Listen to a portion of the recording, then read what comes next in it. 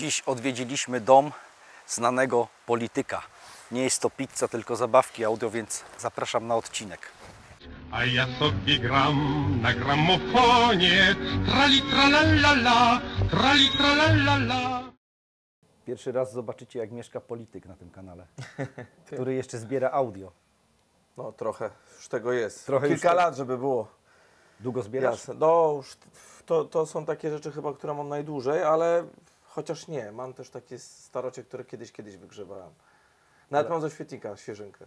Tak? Śnieżkę. Śnieżkę? Śnieżkę u Nitry, tak. I co, naprawiasz to? Oddajesz komuś? To różnie. Niektóre się udało samemu naprawić, a niektóre rzeczywiście trafiłem na kogoś, kto pomógł,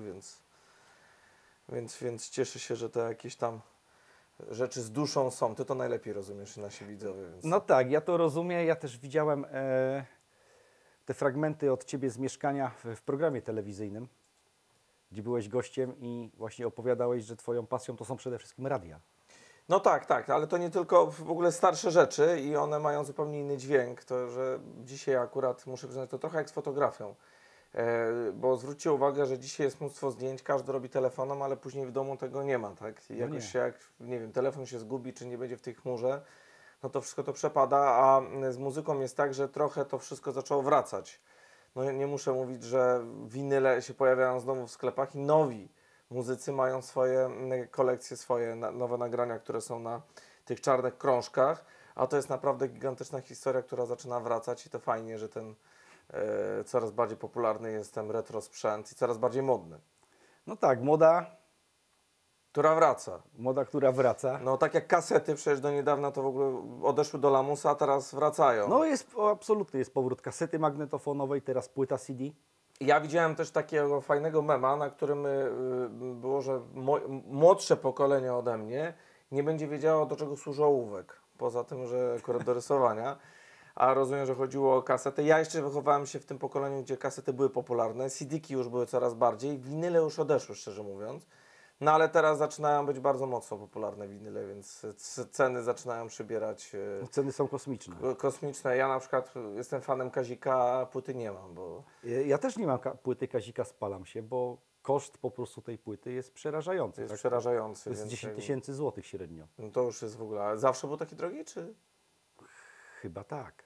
Tak? Znaczy wcześniej na pewno był tańszy, teraz... No tak, no, ale Kazik były kiedyś, był okres, że można było trochę taniej to kupić, Tak. a dzisiaj to już jest... Znaczy wiesz co, te lata 90. ja wiem, jak się spotykam gdzieś z widzami czy z kolekcjonerami, którzy na przykład zaczynali budować swoją kolekcję na początku czy w połowie lat 90., kiedy właśnie płyta winylowa odchodziła do lamusa, bo wypierało ją CD, no to te płyty winylowe po prostu za grosze się No dobra, kupowało, na szelaki się łamało, tak? a szelaki się łamało, tak? A dzisiaj szelaki jest po prostu w cenie, zresztą zaraz odpalimy jeden taki egzemplarz. Dobra, no Twój Mój, egzemplarz. dobra. Foga, okej. foga. Dobrze. Foga odpalimy. Ale z szelakami to też jest taka niesamowita rzecz, bo znam osoby, które zbierają szelaki. No ja też już to zaczynam chyba w to rozumieć coraz To ja bardziej. Ci Inny polecam Ci szukać Bodo i polskich nagrań, tych Polonik, No bo to na tego jest starociach, najmniej. no rzeczywiście można trafić jeszcze, a to nie jest też, jeżeli się trafi w dobrych cenach, to jest to naprawdę duża satysfakcja. To tak jest ze sprzętem, bo owszem, to on w różnych jest cenach, ale satysfakcja jest wtedy, kiedy kupujesz go po nieduże pieniądze. Akurat to wszystko, co tutaj jest, to jest norweska firma. Ja kupiłem to naprawdę za nieduże pieniądze, żeby nie było, wiesz, z politykiem i z jakimiś takimi perełkami, to trzeba uważać. Czy od razu mówię, że niczego nie musiałem wpisywać do doświadczenia, bo to jest... To jest ważne. To jest ważne i to są sprzęty, które na przykład to gra, działa oczywiście to na falach długich, tu można zobaczyć Tamberki, są Super 46 rok. No nie będę teraz tego odpalał, bo dźwięk praktycznie by nie funkcjonował. To jest tak zwany ten Magic Eye, czyli zielone oko, radzieckie wsadzone, bo oryginał był za drogi. Zaczyna coraz bardziej być dźwięk nie do wytrzymania, ale fale długie nie odbierają. To jest oczywiście hybryda Ampituner.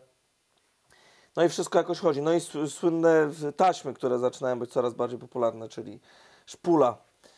Nagrałem to z Bluetootha, przegrałem, a tak? kupiłem za 5 zł oryginał i tutaj było fajnie, bo była audycja BBC z lat 70., więc przy okazji na niektórych tych właśnie taśmach jest to, a mogę Wam pokazać, tutaj jest dość ciekawe, bo ja bardzo lubię Miami Vice. Zresztą nie wiem, czy nawet gdzieś to tutaj Ty mi nie poleciłeś, żeby kupić, więc ktoś, kto lubi stare seriale, to może To zobaczyć. klasyka, Don Johnson. Tak, ten styl, no, w Miami, klimat. A dlaczego akurat Tandberg? Bo kolumny Tandberga, radio, szpula, Jakoś mi się piękny najbardziej... gramofon Tandberga. Tak, to prawda, ale nie wiem co tutaj jest. Podróże pana Kleksa, No. o pięknie, więc... Do snu słuchałeś? No prawie, tak. Prawie. A to, więc oczywiście wszystko gra, więc jakby jak można Zademonstrować, zademonstrować, że chodzi.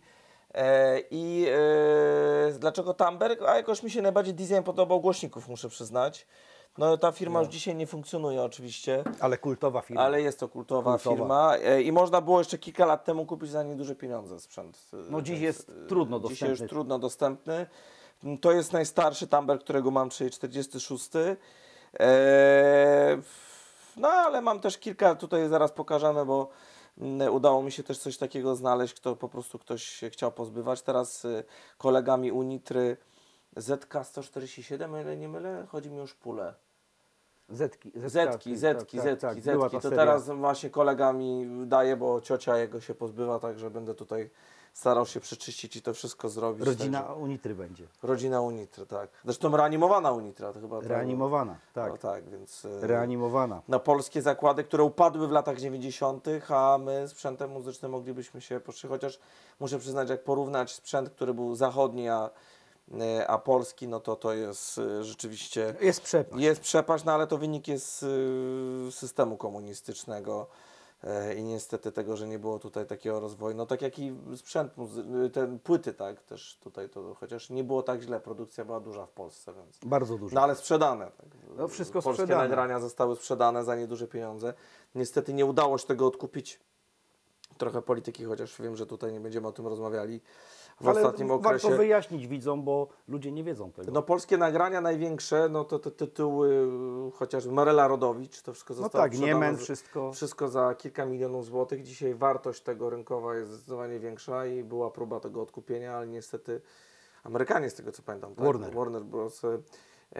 No, nie zdecydował się na sprzedaż tego, a szkoda, bo to nasze perełki. I dzisiaj tego wartość była zdecydowanie większa. Można powiedzieć, że tak trochę sprzedano kurę, która znosiła złote jaja. Trochę tak. To niestety to czkawką się odbija, no ale mam nadzieję, że kiedyś to się komuś uda zrobić, niezależnie od poglądów. No na pewno nie jestem takim pozytywnym szaleńcem zakręconym jak Król Technicsa, u którego byłeś, którego serdecznie pozdrawiam, ale jest jeszcze ten taki, który miał takie te głośniki, zapomniałem one się, Altusy. A, Król Altusów. Król Altusów. No Tak, to tam- jesteśmy z panem Januszem umówieni też na odcinek, Tak? ale gdzieś tam się nie możemy ostatnio złapać. No ja miałem takie Altusy i to były Altusy, które mój tata chyba z tak zwanej wystawki jeszcze przywiózł. Tak? Wiele lat temu, ale niestety pozbyłem się. A jest miłośników Altusów w tym kraju. Jest.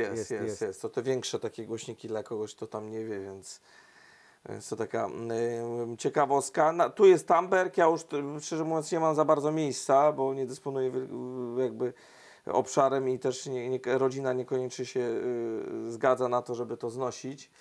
Ale dla zainteresowanych mogę powiedzieć, że to ma swoją duszę i na pewno jest inny dźwięk. Wszystkiego nie będziemy dzisiaj odpalali. Odpalimy jeden taki podkład muzyczny, zresztą twoją płytę, Foga i też przedwojenną Syrenę, którą znalazłeś, tak? Tak. Czy polska wytwórnia, której już Nie ma. jej. Zresztą Fog też miał, Fog Rekord chyba był, ale on Records. został znacjonalizowany Tam po wtedy- wojnie. Po wojnie, dokładnie. Po wojnie, No i czyli- też są dzisiaj poszukiwane te płyty, bo chodzi o to logo. I logo. I numery. I numery tego na tym jeszcze labelu. nie czuję. Ale to, wiesz, jak zacząłeś od sprzętu, wchodzisz w płyty, no to za chwilę No i się kasety. zacznie. No mam kilka kaset, co prawda to nie są jakieś tam... która Kaja się trafiła. Więc mam kilka kaset, ale wiem, że to jeszcze kilka lat temu to w ogóle się pozbywano tego masowo, a dzisiaj to już są Nie, no to jest pozytywnie kosmos po zakręceni. prostu. A skąd się narodziła u Ciebie taka właśnie miłość do audio starego? To dwie rzeczy. Pierwsza to jest tradycja, albo są ludzie, którzy lubią vintage. Ja lubię vintage i to są moje klimaty. A jeżeli chodzi w ogóle o ten sprzęt, dlatego że ja mam wrażenie, że to jest zupełnie inny dźwięk i mnie nikt nie przekona do tej cyfry. Ale używasz na co dzień cyfry? No i szczerze mówiąc częściej, bo jak jeżdżę, to jest wygodniejszy telefon i różne aplikacje, których Nie tutaj wozisz chcę. gramofonu w aucie w bagażniku? Nie wożę gramofonu, ale mam taki walizkowy, tylko że jest niestety zepsuty. Ale też widziałem ostatnio modę na Discmany i mnie to rozbroiło, że nawet nowe są Discmany. Są nowe. Nowe Discmany i Discmany też są jakieś przerażające ceny, to jakieś astronomiczne. Ja nie mam żadnego, bo nie mam... Ja się na to pozbyłem tak kiedyś, środków, wyrzuciłem i żałuję dziś. a można naprawdę za niezły pieniądz. Tak samo jak i sprzęt lampowy, chociaż to jest ryzyko, bo te lampy tutaj, na przykład to jak pokazywałem jeszcze raz, ten Magic Eye, czyli zielone oko. Czy tam Green Eye, no to jest coś, co jest już ciężkie dostępne. Tamberga nie ma już takich oryginałów, albo ciężko je dostać. To jest akurat ze sprzętu, po prostu ze sprzętu radzieckiego akurat pasuje. Tu muszę przyznać, Czyli że na trochę coś się, przydają trochę ci się odkleiło, Sowieci. no to lakier do paznokci się przydał, żeby to zrobić.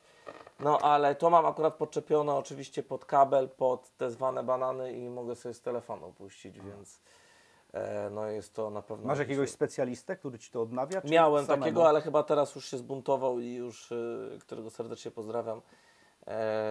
Wiem, że ostatnio już mówi, że już zrezygnował z tej działalności. Głośniki są naprawione, bo też był tam problem, ale to są już takie staruszki, które gdzieś tam nawet nieźle funkcjonują.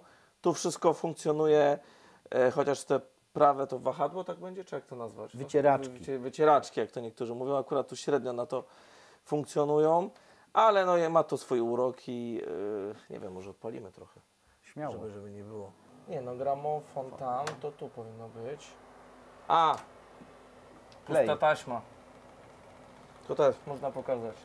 Puszczna taśma, cofamy na ten fragment, w którym my jesteśmy i zaraz odpalimy. Dlatego nie działało, bo na taśmie nic nie było. No widzisz, to jest... Ale zaraz tutaj zrobimy na wstecznym, przejedziemy kawałek, wiatraki niech pochodzą. No nie jest to takie najwyższej klasy, te Ale takie ładne. duże, ale ładne, tak. Chociaż fajne są te takie A wystające. te 18, takie Te duże. 18, tak, te wystające. To tak Ale to symbolicznie. jeszcze przed tobą. No wiesz, to te 18 to jest straszna inwestycja już, które to są. No ale jak sam wspominałeś, chodzisz po targach staroci, szukasz, co jest niebywałe. Pan poseł i chodzi po targach staroci. Wstaje wcześnie rano i szuka. Nie każdy to lubi, bo...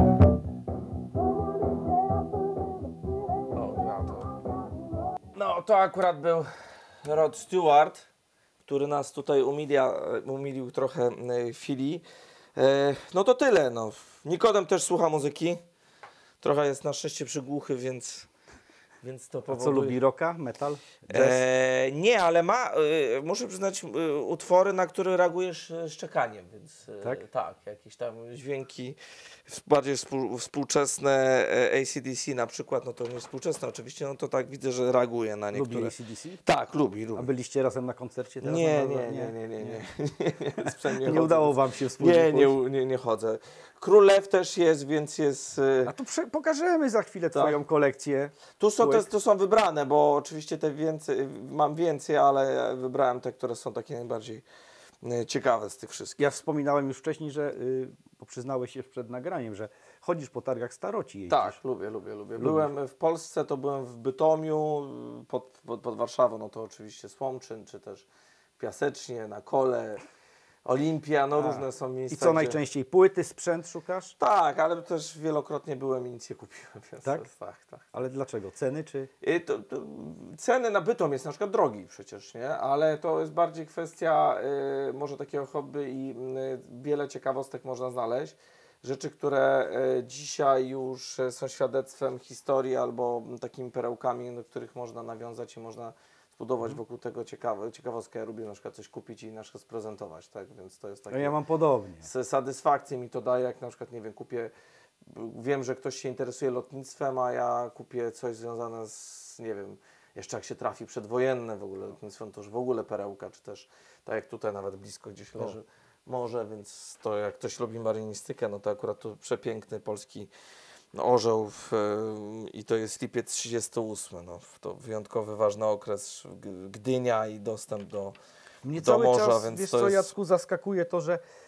Jak powstawał potęgi morskie. Więc to rzeczywiście... Idąc na targ staroci, nigdy nie wiem, co przyniosę ze sobą do domu. I często też jestem zaskoczony, że osoby, które sprzedają coś, nie wiedzą, co nawet mają.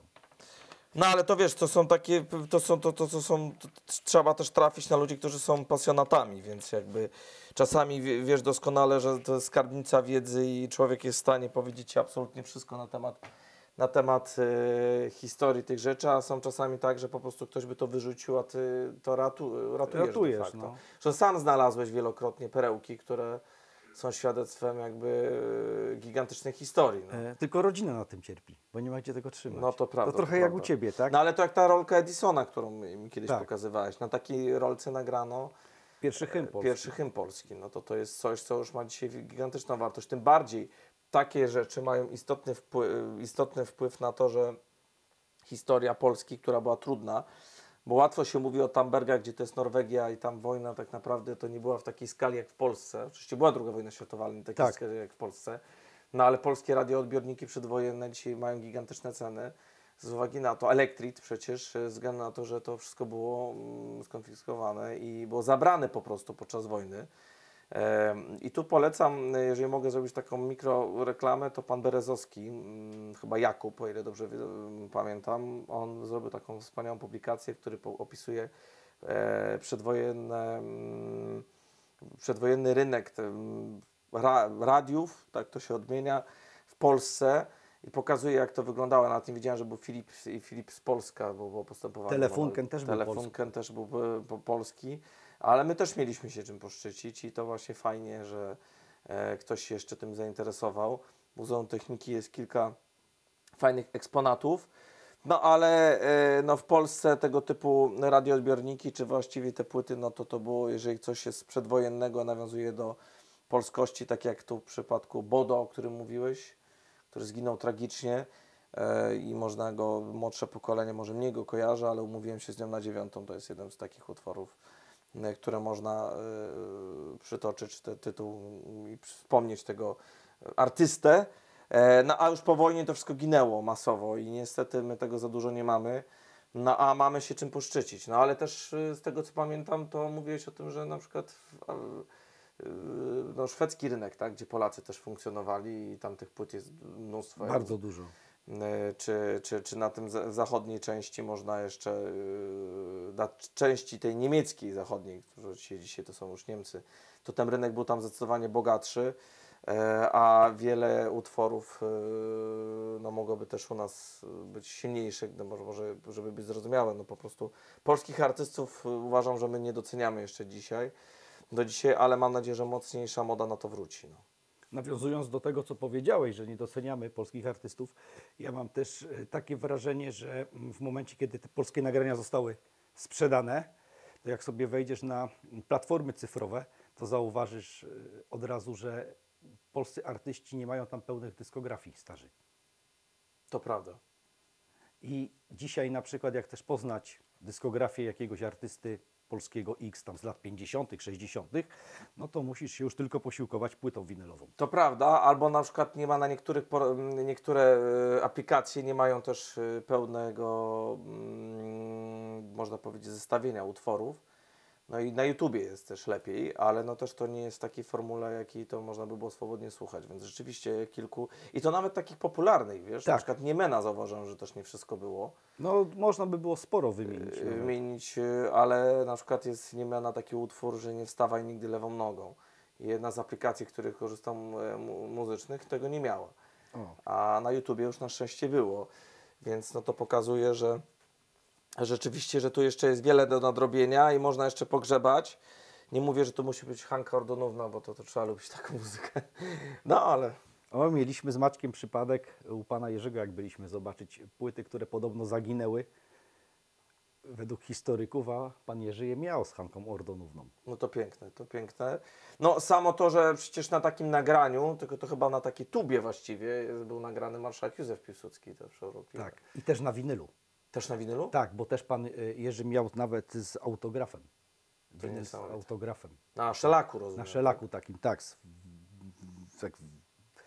Ja przeglądając ostatnio strony internetowe natrafiłem na przemówienia Churchilla, które były nagrane na szelaku. To nie wiem, czy to ktoś kupował, czy to archiwalnie było zapisane, ale... Nie chcę teraz popełnić błędu, ale wiem, że BBC wydawało kiedyś serię na winylu. właśnie, że były przemówienia na winylu Churchilla, Kennedy'ego.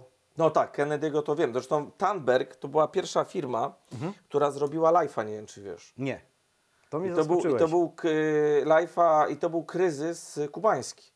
Połączenie właśnie wtedy i to ten okres, kiedy to jeszcze była silna firma norweska.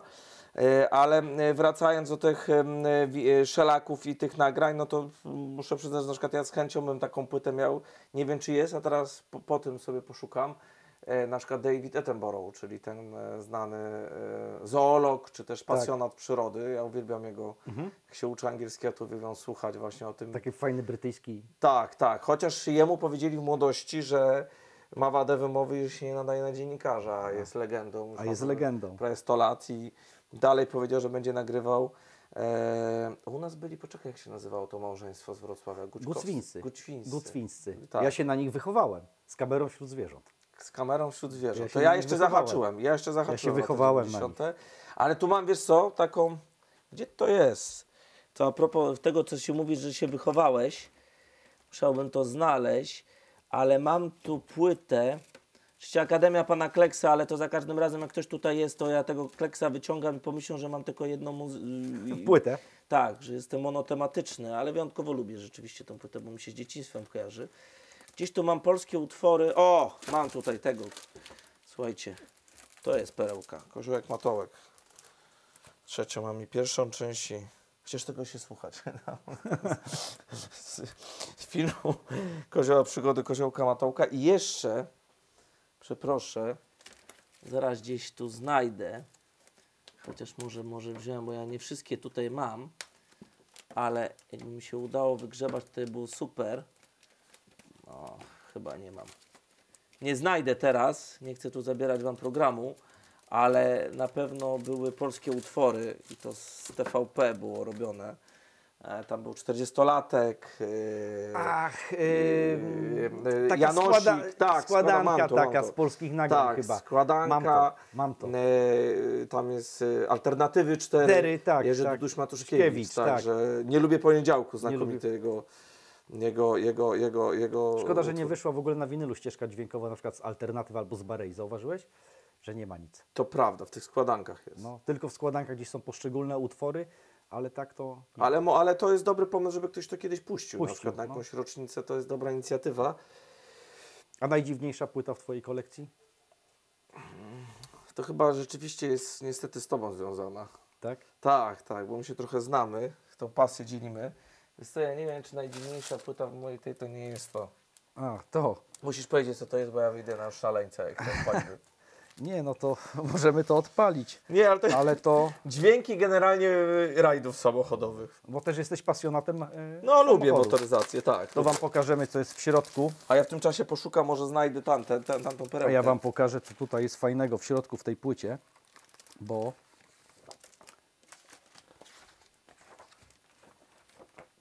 to jest wydanie japońskie.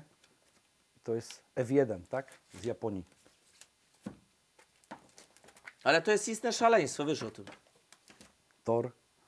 Ja nie wiem, ja Ci to dałem kiedyś, bo To dla jest- mnie to była abstrakcja, żeby to włączyć. Dobra, jak już tak Ty się jedziemy, zachwyciłeś. jak już tak jedziemy, to niech będzie. Na przykład Zbigniew Bodecki. Ale to nie jest dziwna płyta. Ale to nie dziwne, ale jak już jedziemy, tak? Więc Tak. naprawdę znakomite i uwielbiam Wodeckiego. To jest coś niesamowitego. Gigant polskiej muzyki. I to akurat dostałem od przyjaciół na urodziny. Tutaj mamy Różową Panterę. O. No to wszyscy znają ten klimat. Koziołek Matołek, część pierwsza i druga. Słuchajcie, wstyd się przyznać, szukałem drugiej części, a się okazało, że na drugiej stronie była druga, jak to kupowałem. Nie zauważyłem. Dalej z takich, no Phil Collins to jest absolutny geniusz. To w ogóle byłem na koncercie kilka lat temu Tak? na Stadionie Narodowym. No, znakomity. I A Ale masz to- tą płytę Phila Collinsa Circus? Koncert? mam. Kapitalnie jest Tak, to zrobiona, jest zrealizowana. oczywiście Elton John, też gigant muzyki. Uwielbiam Eltona Johna i to jest coś, co uważam, że jest... Ja bardzo lubię Eltona Johna, ale z tego okresu lat 70., początki. Brian Ferry, geniusz, naprawdę niezła To muzyka. mnie zaskakujesz. Dlaczego? A ja myślałem, że będziesz miał, nie wiem, Lady Punk. Wiesz co, bo tu akurat tych płyt nie mam, wiesz? A, nie masz, bo to jest tylko część kolekcji. Tak. Billy Idol. Oczywiście Miami Vice, ale to jest wersja... Japońska. Tak, wersja japońska. Też znakomita. A widzę, Słyszysz tą różnicę przy japońskich wydaniach, a europejskich czy że polskich? bardzo ładne wydanie nowe Króla Lwa, co mi się bardzo podoba. Jak to się weźmie to opakowanie, zresztą płytę pokażę. A, Ciekawe. picture disc. Tak. I co ciekawe jest jeszcze, wiesz co, słyszę, moim zdaniem lepiej rzeczywiście, ale to już może być tak, że to jest podświadomość. To taki Ja trochę nie efekt uważam, że to placebo. jest podświadomość. Nie? Nie. Tylko ja na przykład przy japońskich wydaniach Widzicie, ktoś mi nie zwinął- lubię wszystkich gatunków muzycznych na japońskich wydaniach. To znaczy? No na przykład lubię funk, lubię jazz, O, lubię rocka, Felicita. włoskie klimaty, Tak, Beverly Hills. gliniarz, Tak. czyli szalone lata 90. Szalone lata 90. Kiedy się dorastało, po prostu. Tak, muszę zobaczyć, czy w ogóle jest ścieżka z tego, z książek w Nowym Jorku, bo to mnie zawsze bawi. Myślę, że jest.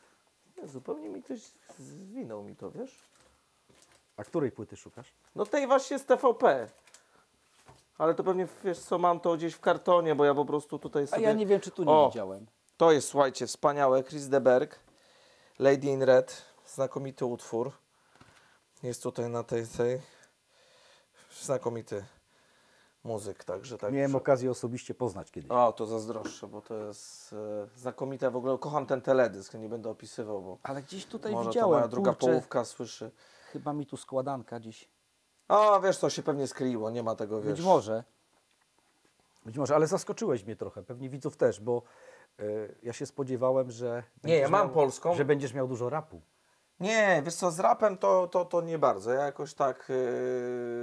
chociaż jestem raper młodego pokolenia, czy ten, Avi, nie wiem czy kojarzysz. Oczywiście, że No kojarzę. to jest dobry mój znajomy w ogóle. Tak? Muszę przyznać, że fenomenalny człowiek, bardzo dobry.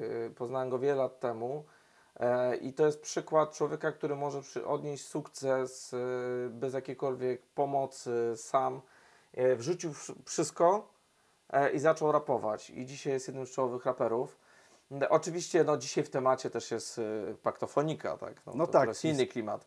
Ale z powodów politycznych, tutaj już w polityce nie będę się rozwijał, ale to też jest na pewno coś, co się wychowałem. I w latach 90. też pamiętam, no, jako dzieciak mam też płytę Majki Jeżowskiej. Moja siostra słuchała Kasi Kowalskiej, także mam Kasię Kowalską. Anna Maria Jopek, którą uwielbiam. A siostra Cię edukowała muzycznie? Czy koledzy? No to siostra mnie zmuszała do edukacji muzycznej, no bo Poważnie? jeżeli słuchała Kasi Kowalskiej, no to musiałam też tego słuchać. Ale później oczywiście to już było mniej. A koledzy, no to różne były klimaty, chociaż to nie... Przepraszam za ten Spokojnie. dźwięk, ale chodź, To jest tylko uspokój się, Nikodem. To jest tylko Nikodem. Może nie lubię akurat Kasi Kowalskiej, ale u mnie na pewno był modny rap i to taki... No, Uliczny? Tak, uliczny, ale dla mnie to nie było nic specjalnego. Ja zawsze lubiłem lata 80., 70., więc to jest ten klimat, który mi odpowiada.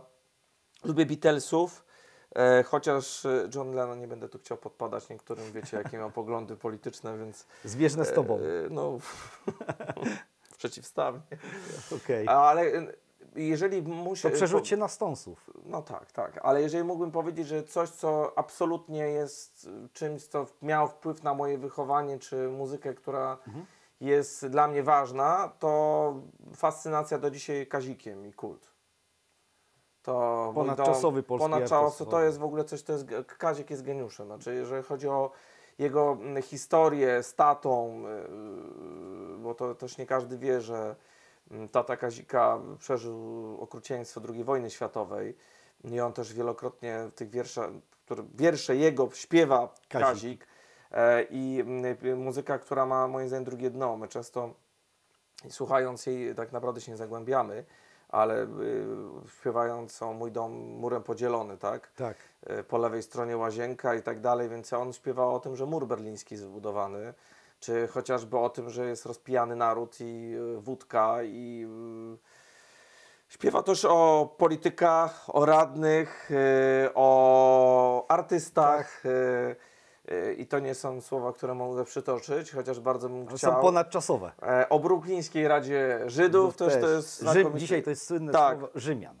o Brooklyńskiej Radzie Tak, Rzymian. Rzymian. Ja bardzo lubię kulturę żydowską, więc jakby fajnie to odzorowo, to jest moim zdaniem pozytywne w stosunku do obywateli Izraela, no Żydów, ale jeżeli chodzi o jeszcze takie utwory, no Mars napada, dobrze? Mars napada, tak. to jest znakomity. Dziewczyna bez zęba na przedzie. przedzie, no to już taki... Panie Waldku, pan się nie No boi. tak, 2/3 Sejmu za panem stoi. stoi. Znaczy generalnie... Kto z was może Panie Waldku? No to, Tak. to jest coś, co Wałęsa oddawaj moje 100 milionów. milionów. To też jest na pewno taki utwór. To Kazik, wiadomo, no Lady Punk, no tego by się nie dało wychować. Perfekt, znakomity. Strachy na lachy. Ale według mnie też Grabarz kapitalny tekściarz. Grabarz, tak. Ze strachów na lachy i z pidżamy porno, no kapitalny tak, tekściarz. To jest coś, co na pewno moje pokolenie to lubiło.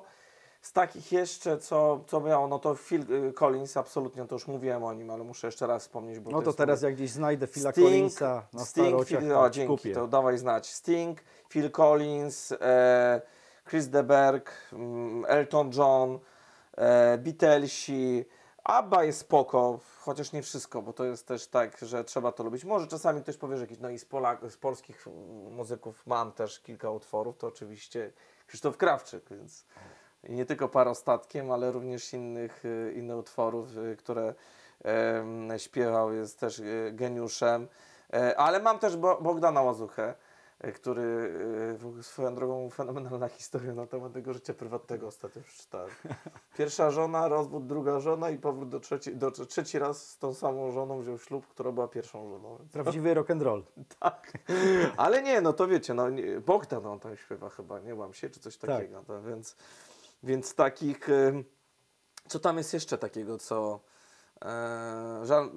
Jean-Michel Jarre też oczywiście jest to Oksygen, to jest coś, co na pewno ma swój klimat, tylko to mnie męczy na dłuższą metę, Tak. ale nie męczy mnie Kazik, to jest coś, co cały czas mógłby słuchać. Niebywałe. To jest niebywałe, nie? To jest coś, co można zapętlić i non-stop słuchać. No i płyta no muszę to powiedzieć, no dobra, niech będzie, znowu wyjdę monotomatycznie, no to, a nawet dobra, pokażę, bo już w tamtym jeszcze raz coś, to jest Podróże pana Kleksa i słuchajcie, Piotr Franceski, no to jest geniusz. Znaczy to jest ta barwa tego głosu i nie mówię tylko Franek Kimono, nie, no bo to nie Właśnie jest akurat chciałem z tego. zapytać o Franka jeszcze. Mam też Franka Kimono, chociaż mi się tam opakowanie zniszczyło mocno, ale Piotr Franceski jeszcze w Akademii pana Kleksa, jaki jest ten teledysk Latający Holender, to ja. Z Rewińskim chyba. Rewiński, no geniusz, siara jest. A piosenka Młodego jasne. Zielarza? Tak. Nie uważasz, że tam jest podtekst? Jest, skakać, pływać, Tak. latać. No, tam różny jest wątek, który jest pod tekstem, ale na przykład, nie wiem, czy znasz taką piosenkę, Pruszków Wołomin. Oczywiście, to jest Franek Kimono powraca. Tak. I to jest już, słuchaj, weź to znajdź w tych aplikacjach muzycznych ciężko. Mam to na CD. A, no to zazdroszczę. To ja Mam tego to nie na mam. CD. Polowałem i No to jest wszystko... I tam śpiewa, to ja mówię z Pruszkowa, że dziadzio się wysypał, coś tam, że bóle żołądka, niedowład mowy, no i ogólny rozstrój zdrowotny, czy tam żołądkowy i że to ma być pretekst do tego, żeby uciekać od odpowiedzialności. On śpiewa o tych trudnych latach 90., gdzie to wszystko... Niesamowity Andrzej Korzyński już świętej pamięci Tak. to tworzył wszystko. Tak, to Też prawda. geniusz, według mnie geniusz muzyczny, który w Polsce niedoceniony zupełnie. To prawda, ale Bo kojarzony jest tylko z Franka Kimono i z paru tam rzeczy tak, jeszcze, ale wiesz co, ja na przykład bardzo lubię muzykę, która nawiązuje do filmów, czyli po prostu wszystkie te czołówki, które były. Soundtracki są absolutnie czymś, co jest fajne i na przykład czasami sobie zdajemy sprawę, że są polskie seriale chociażby, które, no, nie wiem, była taki rodzince, o Boże, z Dogiem do Bordeaux. I to nie jest ta rodzinka tutaj z Małgorzatą Foremniak, tylko tam grał też Franceski. Jak to się nazywał ten film? O matko. Teraz to mnie Może zaskoczyło. operator. Takiego jak tata Marcina powiedział. Nie, Rodzina Leśniewskich? Nie, to było, tam był pies, to była rodzina zastępcza. Rodzina Zastępcza. i tam- To są lata 90. Lata 90. I tam jest na przykład czołówka jak on się nazywał? Tkanina ten utwór. I to jest tkanina, bo z jednej tkaniny wszyscy jesteśmy. No tak, co się wyciera i tam bla, bla, bla. Te wszystkie dziury miłością da się załatać i to jest, o Boże, Krajewski. Seweryn Krajewski. Chyba tak, jeżeli nie mylę, jak nie to wytnijcie, ale Dobrze. chyba nie. No chociażby no, mamy Ryśka Rękowskiego, który ostatnio trochę ma problemów, ale no, trzymam za niego Ale duży kciuki. głos. Duży głos.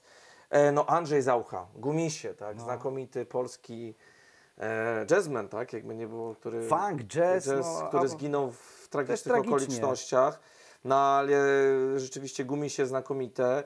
No i oczywiście Jerzy Duduś-Matuszkiewicz, no, geniusz, tak, bo mamy jakie utwory? No to Alternatywy 4, 40-latek. Nie lubię Poniedziałku, 40-latek, no to by śpiewał Andrzej Rosiewicz? Tak, Andrzej Rosiewicz, tak. Czyli to też się na tym wychowałem, że i pamiętam, że dziś kobieta pracująca, znakomita gra.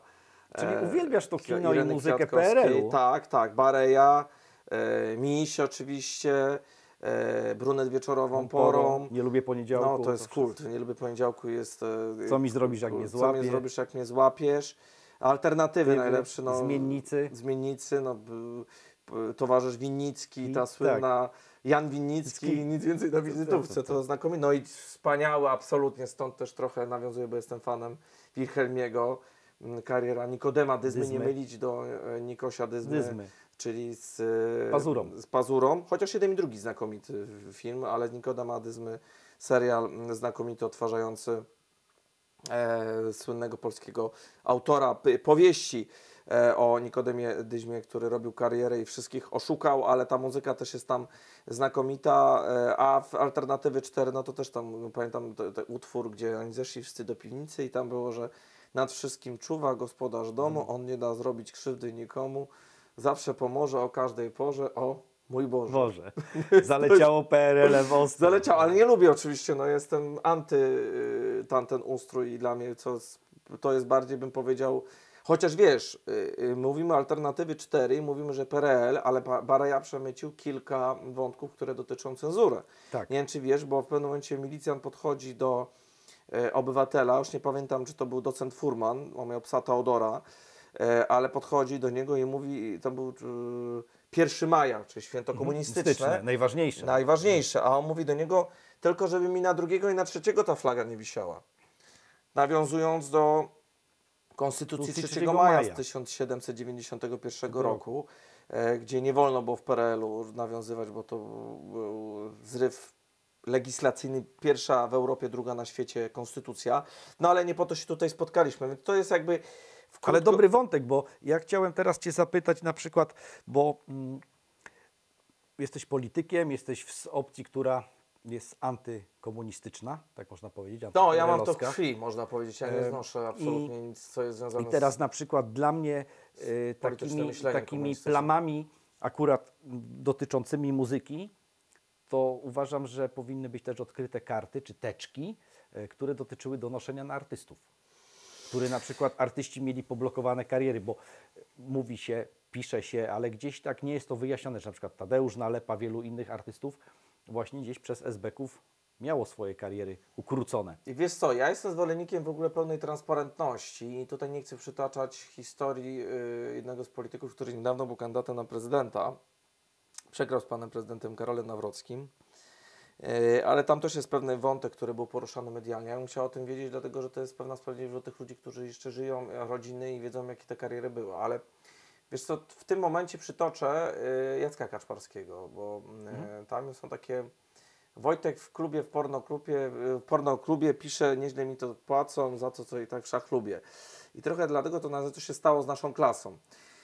I to jest dramat tego systemu, bo nie usprawiedliwiam i zaskoczę, bo jestem zwolennikiem twardej rozliczenia, ale każdy przypadek uważam należy oceniać inaczej, bo to jest pytanie, kto jak donosił, czy rzeczywiście donosił, czy nie, ale uważam, że mimo tej wrażliwości powinniśmy wiedzieć, jak ten świat wygląda, bo wielu polskich artystów po prostu zostało zniszczonych. No właśnie to jest taka rzecz, która gdzieś jest mową taką jakąś ścianą milczenia po prostu zakryta, tak? Jak gdyby ta branża nie chce o tym mówić. No ale wiesz, no bądźmy szczerzy, no przecież wiem, że za to tam mnie część środowiska pojedzie, ale no jest, nie boję się wyrażać swoich poglądów, no ale dobrze wiadomo, no kariera chociażby Maryi Rodowicz, wiesz, no Fidel Castro i tak dalej nawet po drodze. No ale to była gwiazda tam. No była, ale mówię jakby no, ale byli tacy, którzy nie mogli się wybijać, bo mieli twarde poglądy, tak. Mieli twarde poglądy i nie potrafili tego robić, ale to jest trudne, wiesz, mi jest ciężko też oceniać, ja jestem urodzony w wolnej Polsce. 91 rocznik, więc ja bardziej patrzę na to przez pryzmat sentymentu moich rodziców. A skąd jest teraz dopiero na to wpadłem? Skąd jest ten fascynacja na retrosprzęt? Słuchaj, mój tata w latach 80. był w Zollingen. Pracował jako pracownik fizyczny. Ciężka sytuacja była w domu. To był oczywiście zanim ja się urodziłem i z wystawki kilka sprzętów przywiózł. Ten sprzęt mieliśmy bardzo długo w latach 90. i niestety ja go się pozbyłem. Wyrzucając to, przyznaję się. No ale wiesz, no kto by pomyślał, że gramofon kiedykolwiek będzie jeszcze coś warty. No, I może wtedy tego bakcyla złapałem. Mam jeszcze do dzisiaj świętej pamięci mojej mamy Tinę Turner, którą miała i kilka takich utworów, które przetrwały tych płyt. Dla mnie to są takie, można powiedzieć, symboliczne z nawiązania do mojej młodości, tych najmłodszych lat. No ale to stąd się może wzięło, no ale to rzeczywiście poruszyliśmy taki temat trochę smutny, więc chyba trzeba z tego trochę wyjść. Tak. Więc mogę powiedzieć, że co mnie cieszy, że młodzi artyści zaczynają był taki moment, że uważałem, że polska muzyka jest naprawdę do kitu, bo śpiewali w taki sposób, że tego się nie dało słuchać, ale byli tacy, którzy naprawdę zaczęli przebijać tą bańkę i ta polskość jest dumą. No to chociażby Sanach. Można powiedzieć, że to jest dziewczyna, która fenomenalną rzecz robi, jak ona śpiewa wiersze. Szymborski przecież tam się pojawił. Więc to jest coś, co mi się bardzo podoba i widzę, że ta moda... Chyba ma większy wpływ na promowanie poezji? Poezji, tak. Tak, niż nauczyciel w szkole. Niż nauczyciel, ale to dobrze, bo sam Tak. wiesz dobrze, że można zacytować wiele. Ja sam wiele cytatów jestem w stanie powiedzieć, bo bardzo duży wpływ również na mnie miał Turnał, który śpiewa chociażby Wesele, tak? Tak. Że w tym weselu, w tej radości Bóg mi gości pozazdrości. Niech se huka, stuka, puka, pląsa bije, przybasuje. No ale to są rzeczy, które moim zdaniem tworzą polską kulturę, dlatego ja jestem zwolennikiem tego, aby maksymalnie państwo polskie dofinansowywało młodych artystów, żebyśmy zakorzeniali coraz bardziej polską kulturę i żebyśmy się nie wstydzili tej polskości również w muzyce, w tworzeniu, w filmach, bo naprawdę mamy się czym poszczycić. Mamy wspaniałych młodych artystów. Słuchaj, mnóstwo ich jest. No, Jest taki wysyp młodych artystów, że ja na przykład nie nadążam, ale z odsłuchiwaniem. wspaniale śpiewają, tak? I śpiewają po polsku, robią to znakomicie. Najbardziej tu Sanach się wbija moim zdaniem, ale no Avi też znakomicie to robi, chociaż ja mówię, no tego klimatu nie czuję, ale uważam, że chłopak robi rewelacyjną robotę, czy chociażby... Teraz na przykład fenomenalnie się w Polsce rodzi nowa fala jazzu młodego. To prawda. Też, tak? I w Polsce może ci artyści nie są bardzo rozpoznawalni, ale kurczę, grają na całym świecie najważniejsze festiwale, najważniejsze kluby. No pianistów chociażby mamy znakomitych, tak? No. Przecież to jest coś, co na pewno powinno być bardziej docenione i cieszę się, że no i polska muzyka filmowa, no to przecież No to jest w ogóle to jest fenomen, bo nie tylko mówię Krzeszimir Dębski, ale miałem przyjemność poznać pana Michała Lorenza. Przecież to wspaniały Zbigniew Preisner, tak? No tak, w Fantastyczny. Bandytach, tam jest taki film przecież, wspaniała ścieżka, Różyczka też wspaniały. Tak. Ścieżka dźwiękowa. Killer już świętej pamięci, No, pan Killer, Wojciech tak, Killer, tak. Wszyscy kojarzą pana Tadeusza swoją drogą, że jest Killara, że jest Polonez. Tak, Że a zaczynał od samych swoich chyba, jak się nie mylę. Tak, chyba tak. Tak, chyba później, no, ja pamiętam taką sytuację w latach 90., jak już świętej pamięci pan Killer dostał Oscara za muzykę do Drakuli Copoli. No i to jest duma, nie? Tak, i czytałem z nim wywiad w Playboyu polskim, w polskiej edycji Playboya, właśnie po przyznaniu mu tej nagrody i pamiętam taki fragment z tego wywiadu, że mówi pan Killer, że miał propozycję, że zadzwonił do niego kiedyś w nocy Van Damme. No i czy to pan Killer, bo słuchałem pana muzyki, oglądałem, chciałbym, żeby pan skomponował jakąś muzykę do mojego najnowszego filmu. Killer mówi, dobrze. Mówi, że poszedł do wypożyczalni kaset wideo, wypożyczył parę filmów z Musiał Van Damme, nadrobić. nadrobił i mówi, nie, przecież jak ja mam skomponować coś, jak tam są same kopniaki. No tak, ale wiesz, na przykład ja uważam, że polskich muzyków można, właściwie polską kulturę szerzyć nie tylko poprzez muzykę, ale również przez filmy, bo mamy wspaniałe historie, które można by było ograć. Chociażby Szlak Andersa. I dlaczego o tym mówię ze wspaniałą polską ścieżką, ja bym to tak widział, bo przykładem chociażby jest film Romana Polańskiego, Pianista, gdzie nawiązuje do Władysława Szpilmana, do drogi polskiego muzyka żydowskiego pochodzenia, który przetrwał dramatyczne dni. Nie będę specjalnie mówił, żeby tutaj nie Tak. było żadnych problemów, żeby się nie pomylił trochę system. No i po wojnie znakomity utwór, nie tylko oczywiście granie polskiego hymnu, ale na przykład Czerwony Autobus przez ulicę mego miasta. Mknie. Kiedyś miałem taki pomysł, żeby w ogóle w Warszawie coś takiego latało w autobusach, że Tak? tak, że Czerwony Autobus, żeby leciał i żeby to była taka muzyka, co jakiś czas się pojawia z Warszawą, tak jak i Fok, którego za chwilę odpalimy. Bo No tak, ale no wiesz co, Artur Rubinstein też mało doceniany, tak? A wielka Eugeniusz Bodo już dzisiaj jest kompletnie Eugeniusz Bodo, no nie, zapomniany, jest. no, wiesz. A jak na przykład rozmawiacie między politykami, czy ktoś jeszcze zbiera audio albo płyty, czy tylko ty jesteś takim dla nich mistrzem? Przychodzą i to mówią, wiesz, Jacek, wiesz, jak jest w Jacek. polityce, to mistrzem to nigdy nie będziesz. Tutaj to jest, wiesz, Nie w świat jest audio. brutalny, ale Tak. powiem Ci tak, że taką osobą, która czuje ten klimat, była u Ciebie jest Marek Jakubiak. Tak, No to pozdrawiam pana Marka Tak, serdecznie. Marka też pozdrawiam i on jest, to mi się zdarzyło, że się z nim zgadałem, stąd zresztą nawiązaliście kontakt, bo rozmawiałem z Markiem, że fajnie jakby o tym powiedział. Chyba tylko Marek Jakubiak. No, większość osób oczywiście się interesuje muzyką, nie polityką, polityką siłą rzeczy muszą, ale raczej chyba profesor Gliński kiedyś mówił, że ma gramofon, nie wiem czy mogę to mówić, ale dobra. To nic strasznego. No nic strasznego, oczywiście, no ale on jest człowiekiem kultury, więc jakby to jest zrozumiałe, że on takie rzeczy rozumie, ale nie szczególnie, wiesz, to jest też tak, że jest klimat, część ludzi na przykład lubi disco polo. Ja muszę przyznać, że kiedyś w ogóle napisali, że ja jestem fanem disco polo. To jest absolutnie nieprawda. Ja nie lubię disco polo, ale rozumiem jego wkład. Wiesz, to niektórzy powiedzą, że country jest disco polo amerykańskim. Nie każdy to lubi, tak? Z drugiej strony to też jest jakiś kod kulturowy. Jest to też jakiś rytm muzyczny. Na przykład przecież ten Italian disco, przecież to też jest w jakimś sensie muzyka. Prosta muzyka. Prosta muzyka i w Polsce ma to też klimat. Ja tego nie do końca czuję, nie słucham, ale to nie jest tak, że krytykuję. Nie uważam, że to jest obciach. No, po prostu każdy ma Ja też w inny ogóle gust. nie uważam, żeby jakiś gatunek muzyczny był obciachem i każdy słucha to, czego chce. To prawda.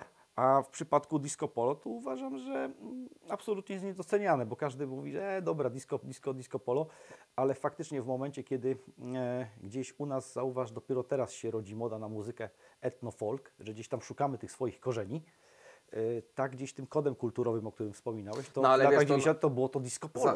No tak, ale na przykład wiesz, jeżeli chodzi o nawiązanie do jakiejś takiej tradycji muzycznej, to na przykład uważam, że znakomite jest masz Zakopower, masz znakomite nawiązanie do takiej muzyki ludowej w wielu utworach, gdzie to jest naprawdę coś przepięknego. Mi się na przykład przypomina, a propos jeszcze nie powiedziałem o jednej artystce, która również o innych poglądach kompletnie, ale niestety nie żyje w świętej pamięci, ale uważam, że jest jej dorobek jest gigantyczny, to jest Manam Kora. Kora. Tak, to jest i jest kilka jej utworów, które ma taką piosenkę o tym, że przepraszam, teraz tytułu zapomniałem, ale ona tam śpiewa mniej więcej o tym, że urodziłam się po to, aby Ciebie kochać, tak? Coś takiego jest. No, Tak. Znakomity utwór, ta muzyka, klimat, Lipstick on the Glass na przykład, z tą muzyką taką klimatyczną, no to jest coś, co na pewno imponuje. Znaczy to jest i to było ponadczasowe, ten klimat zbuntowania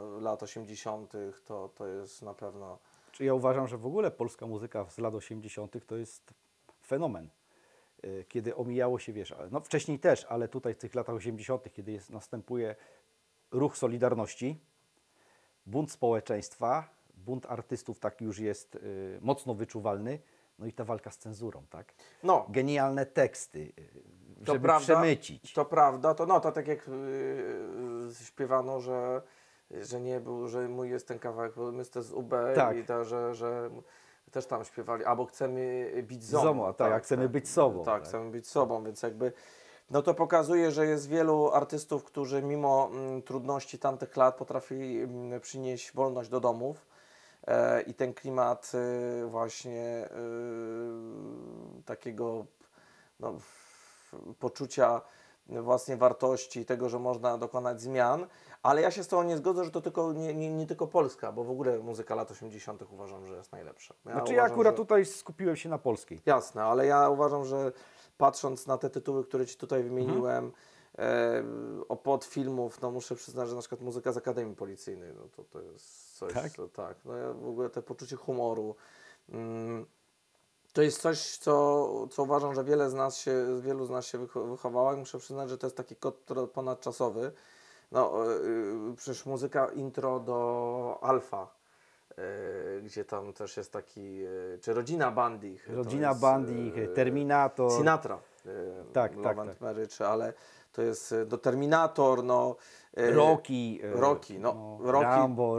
Rocky i mam też taki mały, ale to nie będę mówił o szczegółach, ale muszę przyznać, że jedna płyta Rockiego, o tu jest nawet Rocky, kojarzy mi się z jedną osobą, ale to już nie będę wspominał. Nowy, że tak powiem, Kod polityczny. Kod polityczny, nowy gospodarz. To jest akurat chyba składanka ze wszystkich tych najlepszych części z Japonii, tak? Tak. Japońska. Oryginalny soundtrack, który jest, już nie pamiętam z którego roku. Pewnie 80. 82, ale to jest nawiązane do 79, 76, czyli oczywiście to jest ten najlepszy moment. A na przykład Kevin Sam w domu, no przecież to jest kod kulturowy, nie? Tak. Nawet najmłodsze pokolenie co święta tłucze, tak jak co święta się tłucze z Nachora. To Znachora. jest też przepiękne. Tak. I tam jest ta scena, że to profesor Wilczur, tak? Dobrze Wilczur, pamiętam? oczywiście. Tak, Rafał Wilczur, ja Rafał dobrze pamiętam. Wilczur, Chociaż ja z takich scen końcowych to najbardziej lubię film Konsul. Chyba Wiśniewski albo Wiśniowski się nazywał, facet, który oszukał cały system PRL, a zrobił nawet się konsulem austriackim. I grał go Franceski i Franceski w pewnym momencie wstaje i mówi, że ja jestem Jacek von Sieberstein. I to jest tak po prostu geniusz. Ta barwa tego głosu to coś nieprawdopodobnego. Także ta muzyka, ten klimat, polskie seriale w ogóle i filmy, to już trochę wracając, tak? To przecież to Jurksztowicz się nazywała ta polska, ta co? Anna. Też znakomite przecież serial był, to Matki, Żony i Kochanki, ale to akurat, Fantastyczny utwór. fantastyczny utwór. To jest, ludzie pewnie kojarzą go z serialem, a nie z muzyką. Tak. Ale tam Dom ma z betonu, Nie ma wolnej miłości, no wiele innych jeszcze. Martyna Jakubowicz, Domy z betonu. A, tak, To masz już rację, Martyna przepraszam. Jakubowicz. Tak, Jakubowicz, tak, masz rację. Także no to są takie te klimaty, które sądzę, Czyli że są ponadczasowe. dla Ciebie zauważyłem, słuchając Ciebie teraz, że bardzo istotny jest tekst. No tak, oczywiście. No, to mam na pewno jakiś A przesłan. jeszcze muszę Cię zapytać o jedną rzecz, bo piękne masz tutaj rzeczy audio, vintage, oczywiście tam 40, 50 lata, tak? Bo od 50 w górę, tam niespodzianka przedwojenna, to za chwilę. Świeżo naprawiona.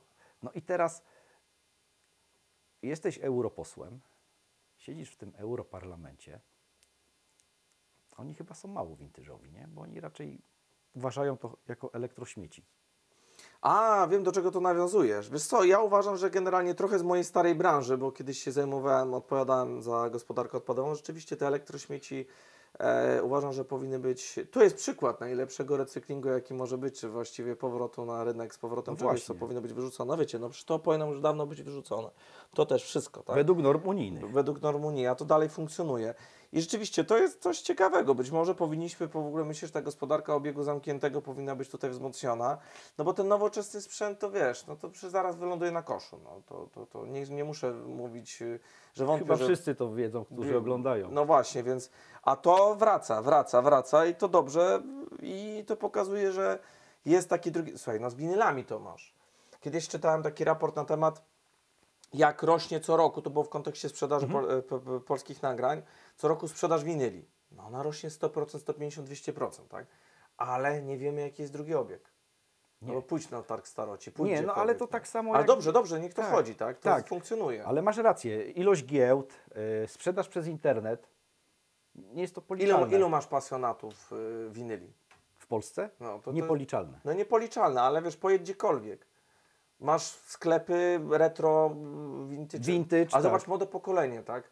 Jeszcze młodsze ode mnie, które potrafi się tym zapasjonować. I w Europarlamencie jest jeden europoseł, nie będę go reklamował, bo akurat zupełnie się z nim nie zgadzam wszystkim, ale oprócz tego, że słucha winyli, bo widziałem, że przychodziłem, nie z Polski. Ale tak to sądzę, że nie wiem, czy ktoś jest pasjonatem, czy nie.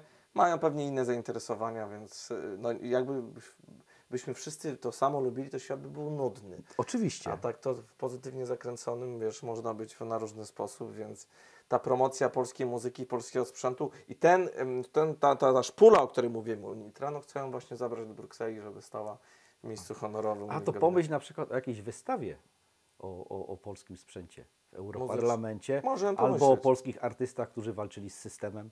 No, chociażby Mieczysław Fok, o którym będziemy jeszcze rozmawiali, który był powstańcem warszawskim, więc jakby to No, piękna więc historia. Piękna historia. Zresztą jego A jakbyś miał, Jacku, porównać na przykład do jakiegoś polityka, tego Thunberga? No ale to wiesz, to jest marka, to taki dobry polityk. No nie, no właśnie, to się obrazi. jakbyś miał porównać. Wielu polityków prawicy by było takiej dobrej jakości. A z kim ci się kojarzy tania chińska wieża? Chyba z Senyszyn, wiesz? Pozdrawiamy panią Annę, była Tak, gościem panią odcinka. profesor, ale no bo wiesz, bo to tak, bo komunistka, tani tekst, no to tak wiesz, no, trochę średnio Okej. zaraz przydatna. Ja nie chcę być złośliwy, bo akurat lubię panią profesor na zasadzie jej jako nie lubi, człowieka, no każdy ale lubi. no politycznie to szaleństwo. Nie, absolutnie nie. Tak ubogo nie jest u pana posła, bo jeszcze jest drugi pokój ze sprzętem, który się dopiero robi, tak? Znaczy nie, on jest już zrobiony. To Ale jest... pokój się robi audio. A tak, ale w ogóle to kupiłem, wiesz gdzie? W Żurominie, słuchaj, na strychu ktoś znalazł za 150 zł. Tu się bierze, to jest Aga, szwedzka, 37 rok.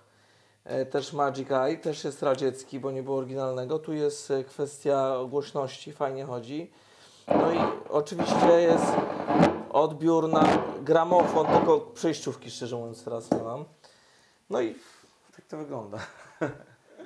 Czyli jednak ta miłość do...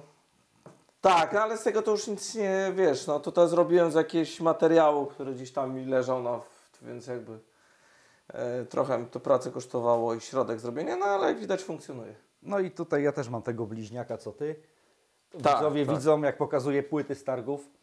Tak, Sharp, więc... Też czeka na przerobienie. Też czeka na Krzysiek, jak przerobienie. oglądasz ten odcinek, to drugi jest do zrobienia. Tak, on też hula, wszystko tu funkcjonuje, to też jakieś tam gdzieś To są lata 80., ale udało. Ale zobacz, że to w ogóle, wiesz, lata 80 już miałeś, a jest jeszcze wersja, gdzieś widziałem nowsza z kolorowym już, to widziałem JVC. JVC. Widziałem JVC. Tak, JVC masz rację, tylko że tutaj jest inny i tu na środku ma. Tak, a ja mam Taki jeszcze panel. taki, wygląda jak magnetofon i na środku jest taki duży ekran. Dobra, nie mów mi, bo... Ale to jest niesamowite, bo zobacz, to są lata 80., u nas sroga komuna, Tak, a telewizorów ludzie nie mieli, a tu masz, wiesz... telewizor, magnetofon i radio Tak. w jednym, Tak, w jednym tak. po Nie prostu. będę odpalał, bo to teraz nie działa, bo to wiesz, zostało... Chociaż chyba jakby można było przestroić, to nie wiem, czy by nie łapało. Podobno można w to wrzucić jakąś płytkę. I widziałem to, że tam za 120 zł czy Tak, coś taka takiego. płytka, która i odbierasz kanały Tak. normalne. U takiego jednego handlarza, o którym wspominaliśmy wcześniej, widziałem telewizor Wisła.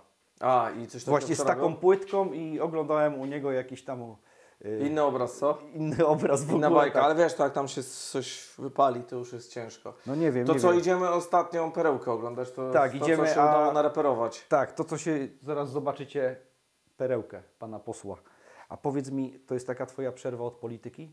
Daje ci to spokój? To Tak, zbieranie tak, audio, tak. słuchanie To jeszcze muzyki? przed Europarlamentem kupiłem, no gdzieś tam się śmietnikowo można A powiedzieć. twój gabinet w Europarlamencie?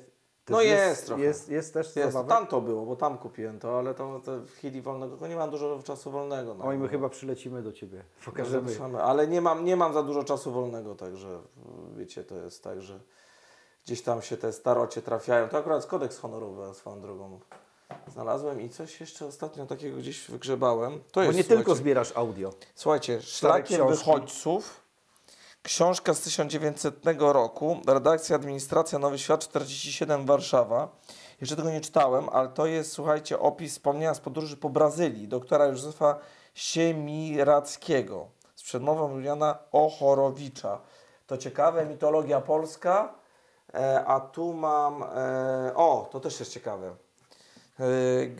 Geografia w kalejdoskopie, tylko że nie ma roku, ale jest to przed reformą języka polskiego, więc zakładamy, że to jest mniej więcej przed 30 rokiem.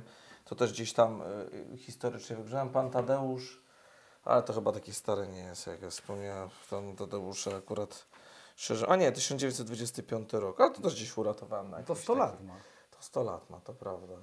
To już częściej. Czyli jednak ta historia audio, pasja jest. No jest, no i największe perełki, które mam, już to czasami gdzieś pokazuję. Słuchajcie, to są Rycerze Niepokalanej, które gdzieś tam kiedyś kupiłem, to akurat powojenne, ale mam też tutaj przedwojenne.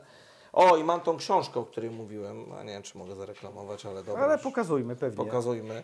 Słuchajcie, Jakub Berezowski, Henryk Berezowski i to jest właśnie opis polskiej w całej tutaj historii radioodbiorników.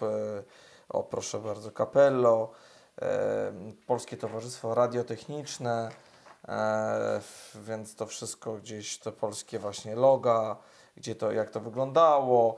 Tu jest w ogóle ciekawa rzecz, bo to przepiękne w ogóle wydanie tego odbiornika Elektrita, ale to piękna reklama, sport. Ale co Wam chciałem pokazać, to jest znakomita tabela. No właśnie, jak to wyglądało, to polscy oficerowie, też przepiękne. Żołnierze kampanii zamkowej przy odbiorniku Glob.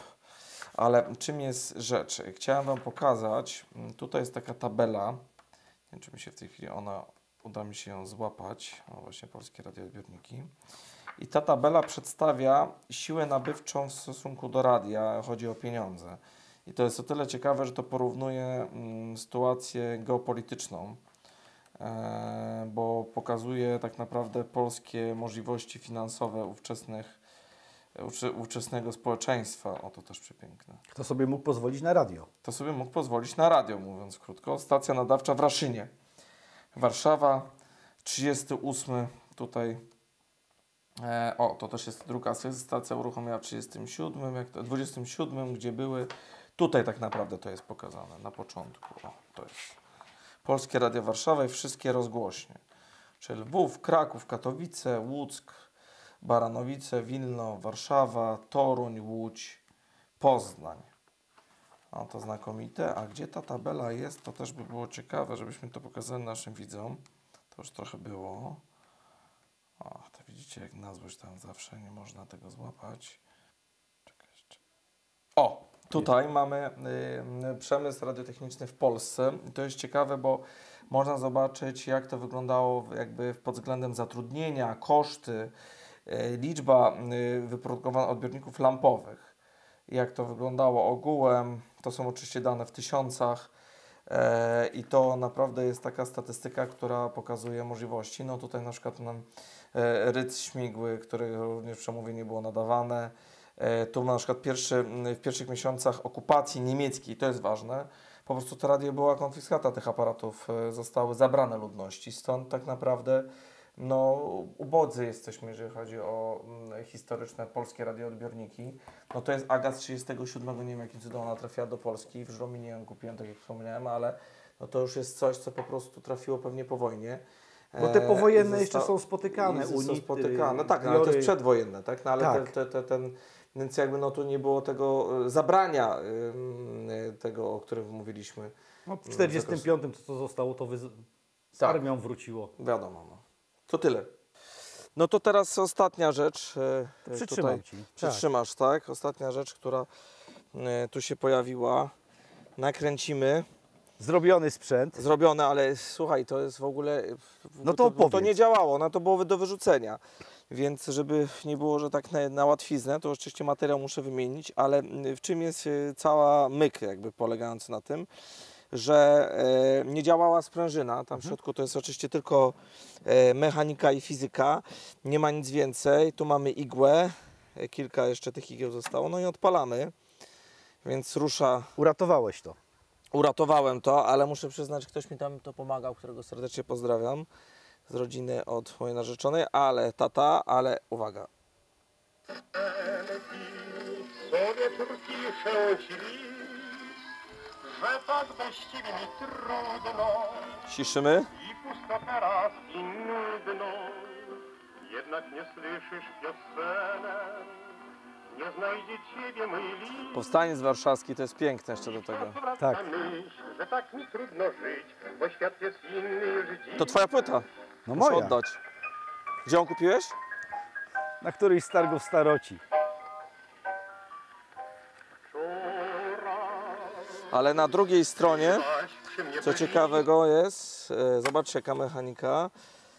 A i zaraz powiemy o tym gramofonie trochę więcej delikatnie, bo ta płyta jest już, Ach, to już wiadomo. to wiecie, to jest... Dobra, dalej. Ale pokaż Maciek właśnie to logo charakterystyczne, że to była wytwórnia właśnie Foga. Foga, Którą która później- została zabrana, bo... No znacjonalizowali ją. Uwaga, komuniści. odpalamy. Chyba o krokodylu jest. Tak, to jest jakieś tam filmu podobno przedwojennego, Tak. ja się na tym nie znam. Ale naprawdę... Miłość jest nad taki Nilem. Tak. Zaraz słuchajcie.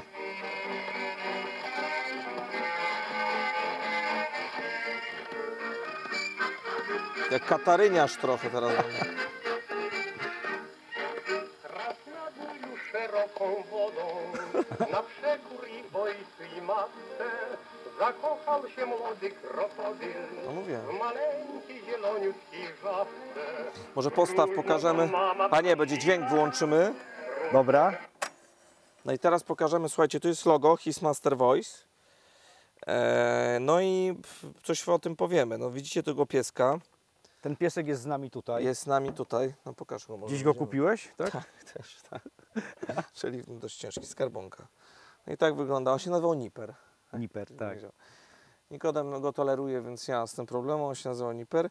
No a to jest jeszcze trochę do... Na razie mechanicznie działa, ale jeszcze jest do zrobienia, więc trochę jeszcze robota. Ale może wiesz co, pokażemy, jeżeli możesz, to tą tubę Edisona twojego, bo to jest... Chciałbym, żebyśmy to pokazali.